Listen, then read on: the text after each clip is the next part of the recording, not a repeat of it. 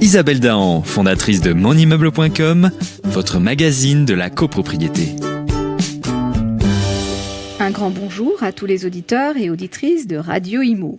Vous n'êtes pas sans savoir que depuis la loi travail du 8 août 2016, l'obligation de repérage d'amiante avant travaux s'impose aux donneurs d'ordre, maîtres d'ouvrage, syndicats de copropriétaires réalisant des travaux comportant des risques d'exposition des travailleurs à l'amiante.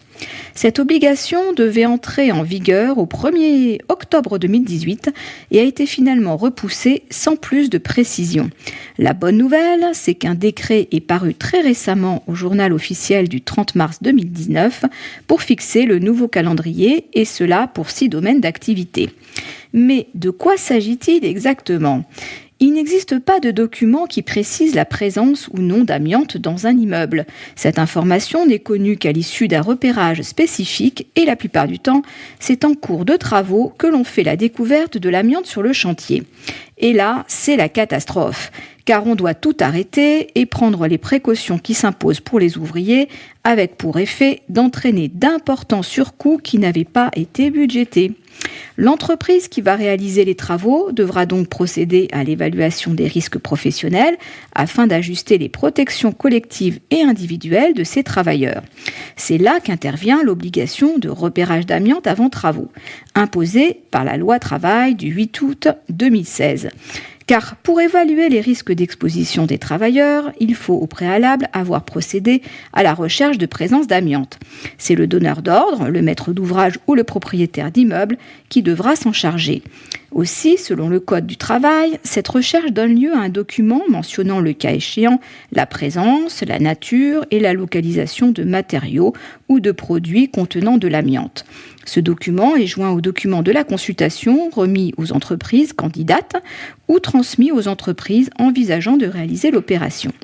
Comme prévu dans le Code du travail, un décret du 9 mai 2017 est venu par la suite préciser les conditions d'application ou d'exemption de cette nouvelle obligation, mais il devait être complété par des arrêtés spécifiques à chaque secteur. Car selon la nature de l'opération envisagée, l'obligation de repérage d'amiante avant travaux devait entrer en vigueur à des dates différentes, fixées justement par ces arrêtés ou au plus tard le 1er octobre 2018. Mais comme aucun arrêté n'a été publié au 1er octobre 2018, l'entrée en vigueur de cette nouvelle obligation a donc été repoussée. Tout cela pour vous dire que le calendrier d'entrée en vigueur est désormais fixé. En effet, le décret du 27 mars 2019 précise les nouvelles dates d'entrée en vigueur pour 6 domaines d'activité jusqu'au 1er octobre 2020. En ce qui nous concerne, l'obligation sera donc applicable aux dates fixées par les arrêtés spécifiques ou au plus tard le 1er mars 2019 pour les immeubles bâtis. Ce qui est étonnant, c'est qu'en définitive, on se retrouve avec une obligation rétroactive sur un mois seulement, mais c'est quand même à signaler. Heureusement que les entreprises en grande majorité n'ont pas attendu la sortie du décret pour protéger leurs salariés et inciter les syndicats de copropriétaires à procéder automatiquement au repérage amiante avant de commencer les travaux. Notons que ce décret du 27 mars 2019 prévoit également l'obligation de recourir à des organismes accrédités par le COFRAC ou tout autre organisme d'accréditation signataire de l'accord européen afin de procéder aux analyses des échantillons prélevés sur des matériaux et produits susceptibles de contenir de l'amiante. Je vous souhaite une excellente semaine. On se retrouve lundi prochain pour notre chronique Hebdo Copro.